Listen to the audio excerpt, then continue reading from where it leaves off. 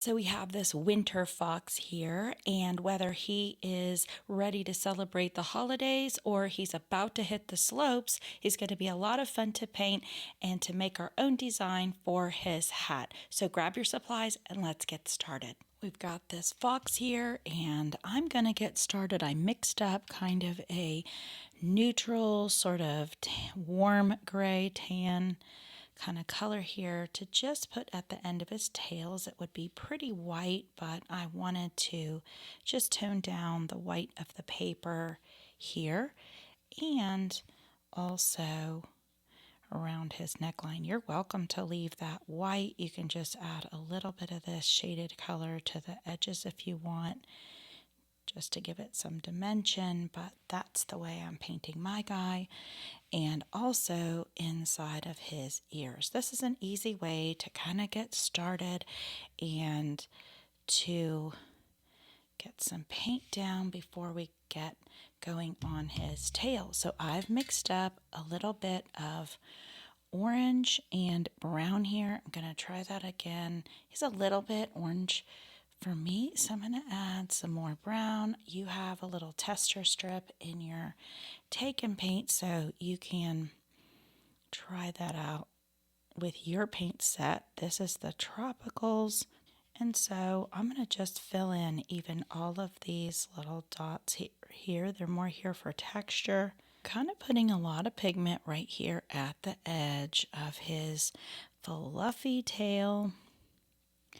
And I'm using the very tip of my small fine tip brush here just to get up into those little triangles at the top where that white or tan of his tail would meet. And I'm kind of doing that uneven along here on purpose, just to give it a little bit of variety. So now I'm tapping in a little bit of pigment, and that'll kind of dry with a texture to it. Then the next thing I'll do is up here, so that I don't get my hand in my drawing. It's best if you're right-handed to work from up to down, left to right, and obviously the opposite if you are left-handed. So I'm going very carefully around these edges. I don't want to go around the whole edge so that it causes a border to form. And pulling down gives me more accuracy. Now before that dries, I'm going to start squeezing my brush a little bit to move that paint around with that pigment before it dries, so that it doesn't look like a line around there. And you can paint your fox whatever version of color you'd like. You can even make him fun and have him a fun color like blue or green, because it's yours and you can do whatever you want with it. And now I'm going to work on the bottom here, and like I said, I'm getting right into the little kind of peaks and triangles along here so that I don't mix the paint. You'd want this to be dry up here first before you do it, so that those things don't end up going over the lines and blending into each other. All right, being very careful at the edge and around those little feet.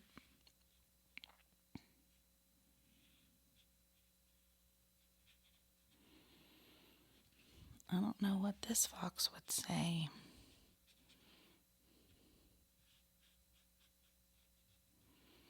If you remember that viral video, it was pretty funny actually. What does the fox say? And I really think he might be going skiing. I like to ski growing up and taught my kids how to ski, even though they grew up in the South. I grew up in very flat Ohio. We did have some ski slopes because we had snow, and then when I moved to the South, I would go up to the mountains when it was cold enough to snow, but I also went out west a little bit, a couple times to Colorado. So this guy, he might be a little ski guy. And I'll just pop in a little bit more pigment here just to give it a little more depth and dimension. And you can even go on top of, if those are dry, a little bit of those circles or a few of the circles. All right, I'm clearing my brush in between just to kind of regulate how much pigment is in it or to change colors. So if you've got the water brush, you'll wipe it on your paper towel in between. And if you have a mistake, you can always use your paper towel to blot it up. I'm filling his whole eye in there, but you can always just do a partial one like you've seen in some of my other videos. And he's got little gray paws in my original. And now I'm going to go up here and do his hat. I'm going to, oh, that's too much water. I was making this little X design to make it look like it was maybe a knit stocking cap here. I did that on the penguin one. If you've seen that video, you can look it up. There's more of it on there, but that's pretty fun. And now I'm going to do the same thing. That's pretty bright, so, or intense, I should say. And if you don't want it that intense, you want to test it out over here on your paper first to make sure it's something that you're looking for. His nose is dark. Oh, I put it in the blue. Pretty contrasty. And then we've got some half X's here. Maybe some dots in between. Like so. I think I'll put a blue pom-pom on here.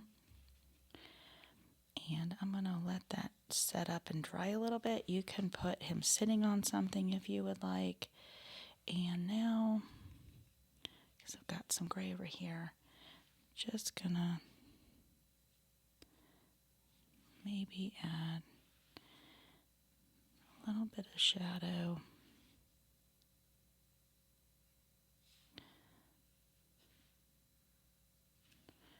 While I'm waiting for that to dry.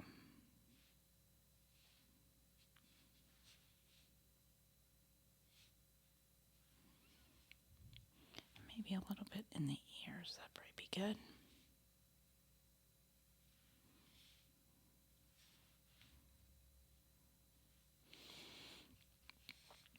Now I'm assuming this is kind of set up. Actually, I'll go ahead and add a few little circles. Maybe right here toward the center of his face.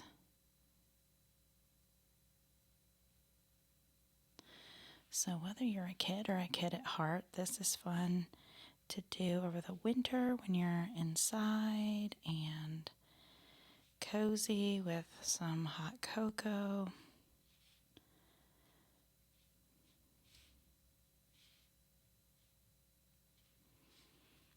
Alright, I'm going to clear my brush off, and now I'm going to lightly just go across some of these X's. When I have too much paint, I'm kind of pulling that off to the side. I want to keep some of my X's, so I'm going to kind of go around them a little bit, or you can wait for them to dry longer. But for the sake of time, I'm going to do that so you get the impression, but it's also kind of blurry, and you can also reduce the amount of pigment by stamping back some of that. And I think I'll kind of do a similar thing, but instead of a clear brush, I'm going to use a light blue here.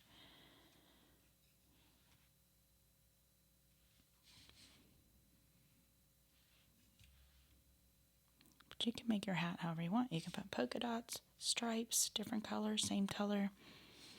And you can always have him sort of sitting on something down here. You can even add in something in the background if you'd like. But now you've got a cool picture to frame or to gift to somebody. This fits in a 5x7 envelope, so you can also mail it.